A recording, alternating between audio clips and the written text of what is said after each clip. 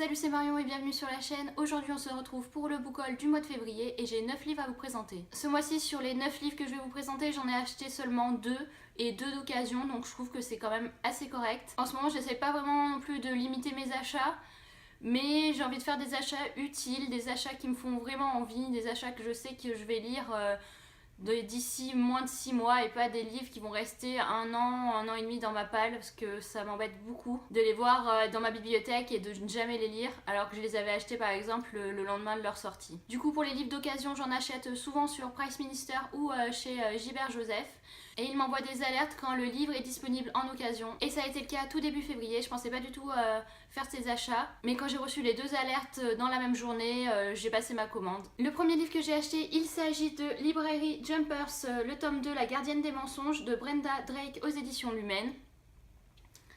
Au moment où je venais de terminer le premier tome, celui-ci était d'occasion.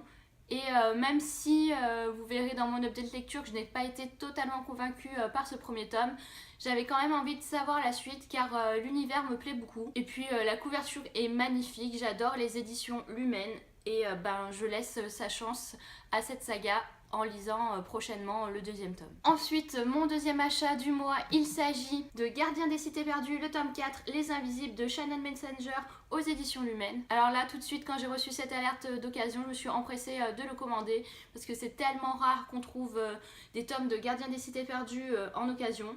Et vous voyez, il est assez neuf, il est juste ici où il est un tout petit peu corné, mais alors vraiment très peu. Et du coup, je l'ai payé 11,30 € au lieu de 15 €. Bon, ça fait pas une grosse différence, mais c'est toujours ça de prix. Et en plus, j'ai le 3e tome dans ma palle de l'hiver que je n'ai toujours pas lu car je n'arrive pas à lire Gardien des cités perdues si j'en ai pas un d'avance. Donc du coup, je vais pouvoir rapidement le lire parce que maintenant le tome 4 est ici. Et en plus, la couverture du tome 5 est juste sublime. Et j'ai super hâte de me le procurer aussi. Ensuite, je vais vous présenter les livres que Maud m'a offert dans le swap. Donc je vous mettrai le lien de la vidéo en barre d'infos ainsi que la sienne. Et voici le premier tome d'Aeternia de Gabrielle Katz aux éditions Pocket, qui est ma lecture en cours, que j'ai commencé il n'y a pas si longtemps que ça. Et pour le moment, j'adore beaucoup la plume de Gabrielle Katz. Et c'est vraiment une histoire qui va me plaire, je le sens. Elle m'avait aussi pris le 2e tome d'Aeternia, l'envers du monde, toujours de Gabrielle Katz aux éditions Pocket, parce qu'apparemment le tome 1 se finit sur un gros cliff, et du coup on a vraiment hâte de lire le 2e tome, donc je suis super contente de l'avoir dans ma palle. 3e roman qu'elle m'a offert dans le swap, il s'agit de La voleuse de livres de Marcus Zusak aux éditions Pocket, et c'est un livre qui me faisait super envie, tout le monde en parle. Tout le monde n'en dit que du bien. Je crois que j'ai jamais lu une seule chronique mauvaise sur ce livre, ou alors je suis carrément passée à côté. Et je l'avais dans ma wishlist depuis un long moment. Et alors quand je l'ai vu, j'étais super contente. C'est un petit pavé quand même. Je sais pas du tout quand est-ce que je vais le lire. Je pense que je vais attendre peut-être cet été, ou un moment où j'aurai un peu plus de temps pour me concentrer dessus. Mais voilà, je suis aussi super contente que ce livre ait rejoint ma palle. Et pour conclure ce swap, elle m'a aussi offert Frozen, le tome 2, La Cité Rouge de Melissa Delacruz et Michael Johnston. J'ai lu le tome 1 au mois de janvier, du coup j'ai le tome 2 maintenant dans ma palle. C'est écrit assez gros, il est un peu plus petit que le premier tome, donc je pense qu'il va se lire assez rapidement. J'en attends beaucoup de ce 2e tome. La couverture est juste magnifique, la couverture du 3e tome aussi est sublime. Je sais pas encore si je vais m'acheter le 3e tome tout de suite, je vais attendre d'abord de lire celui-ci. Au moment de l'échange du swap, on en a profité aussi avec Maud pour se prêter des livres. Et elle m'a prêté du coup Six of Crows de Leigh Bardugo aux éditions Milan. Et ce livre à la base ne me faisait pas plus envie que ça parce que je ne sais pas du tout ce qui se passe dedans. Je ne connais rien au niveau du résumé. Mais quand Maud m'a dit que c'était un véritable coup de cœur et qu'elle m'en a parlé, bizarrement ça a relancé mon intérêt pour le livre. Elle m'a dit si tu veux je te le prête, comme ça tu pourras le lire et te faire un avis dessus sans l'acheter.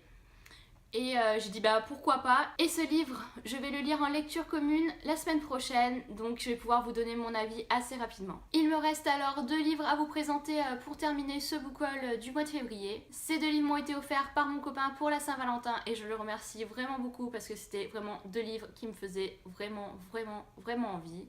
Surtout qui sont juste magnifiques. Il s'agit pour le premier de Caraval de Stéphanie Garber aux éditions Bayard. J'ai été subjuguée par la couverture qui est juste magnifique. Franchement, je crois que récemment, je n'ai pas vu de couverture aussi magnifique que celle-ci. Je venais de le rajouter à peine 2 semaines avant la Saint-Valentin dans ma wishlist. Et il m'a pris celui-là, donc j'étais vraiment contente. Et j'espère vraiment le lire au cours du mois de mars, même si ça va être un petit peu compliqué parce que j'ai des concours tout début avril. Et je vais essayer de limiter mes lectures et réviser un peu plus, ça serait pas mal. Mais je compte vraiment le lire au mois d'avril, juste après ces examens. Et quand je l'ai mis dans ma wishlist, je ne savais absolument pas de quoi y parler.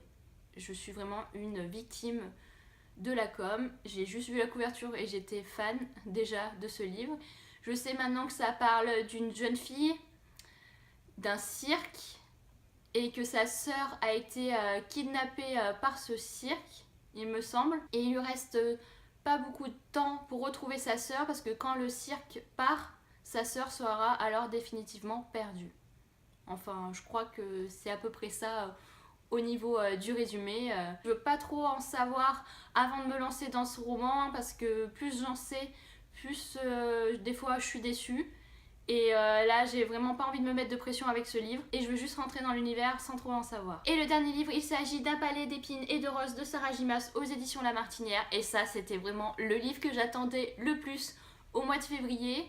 Je pense que j'ai tellement saoulé mon copain avec qu'il s'est dit forcément je vais lui acheter à la Saint-Valentin parce que là je ne faisais parler que de ça. J'avais tellement hâte qu'il sorte en français pour le lire parce que j'avais pas trop envie de me lancer dans une lecture en VO en ce moment. Par contre, j'ai un peu peur du coup que La Martinière ne publie pas les prochains tomes vu que ça a été le cas avec Kéléana.